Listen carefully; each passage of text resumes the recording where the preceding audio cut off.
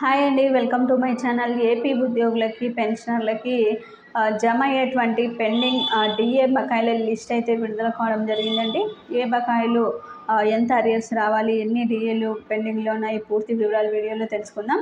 మీరైతే వీడియోని ఎక్కడక్కడ స్కిప్ చేయకుండా ఎండ్ వరకు అయితే చూసేయండి. వీడియో నచ్చినట్లయితే తప్పకుండా లైక్ చేయండి, షేర్ చేయండి. ఉద్యోగులకి మొత్తం 200 నెలల డిఏ అరియర్స్ అయితే రావాల్సి అయితే ఉందండి, పెండింగ్లో ఉన్నాయి. వీటితో కరోనా సాకుతో 54 నెలల అరియర్స్ అంటే జనవరి 2020 నుంచి జూలై 2020 జనవరి 2021 అయితే ఫ్రీ చేయడం అయితే జరిగింది.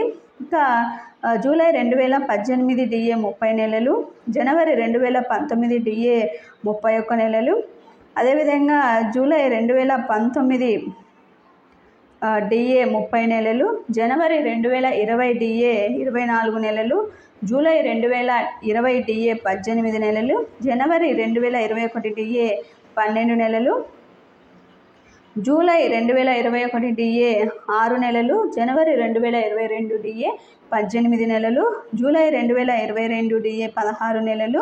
వీటితో పాటు 2023కు సంబంధించి కూడా 12 నెలలు, 16 నెలలు, మొత్తం కూడా 200 నెలల డిఏ అరియర్స్ అయితే రావాల్సి అయితే ఉందండి. ఏకంగా సీనియర్ ఉద్యోగులకైతే 5 లక్షల వరకు కూడా రావాల్సి అయితే ఉంది. ఇక జూనియర్ ఉద్యోగులకి 3 లక్షల లోపు అయితే ఈ యొక్క డిఏ అరియర్స్ అయితే వారికి జమ కావాల్సి అయితే ఉందండి. వీటికి సంబంధించి ప్రభుత్వం వీటన్నింటిపైన కూడా దృష్టి అయితే సారించింది. వీటిని ఏ విధంగా విడుదల చేయాలని చెప్పి రీషెడ్యూల్ అయితే చేస్తుందండి. ఎందుకంటే మునుపటి ప్రభుత్వం కొన్ని రకాలైనటువంటి షెడ్యూల్ని అయితే విడుదల చేసింది. 2022 18 డిఏ అరియర్స్ కానీ 2023కు సంబంధించిన డిఏ అరియర్స్ కానీ షెడ్యూల్ని అయితే రూపొందించడం జరిగింది. అయితే వాటి ప్రకారం అయితే ప్రభుత్వం ఎక్కడక్కడ ఒక డిఏ అరియర్ని కూడా విడుదల చేసిన దాఖలాలు లేవు. కాబట్టి వాటన్నింటినీ కూడా సరిచేసి ప్రభుత్వం, ఇప్పుడున్నటువంటి ప్రభుత్వం, టీడీపీ ప్రభుత్వం ఖచ్చితంగా ఈ బిల్లులన్నింటినీ కూడా రీషెడ్యూల్ చేసి విడతల వారీగా అయితే జమ చేస్తుంది అన్నట్టు సమాచారం. అయితే ఈ జమ అనేది ఆగస్టు నుంచి అయితే మొదలయ్యే అవకాశం అయితే ఉందండి.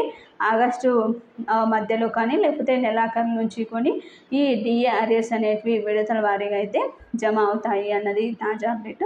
మీకు వీడియో నచ్చినట్లయితే తప్పకుండా లైక్ చేయండి, షేర్ చేయండి. Thank you for watching.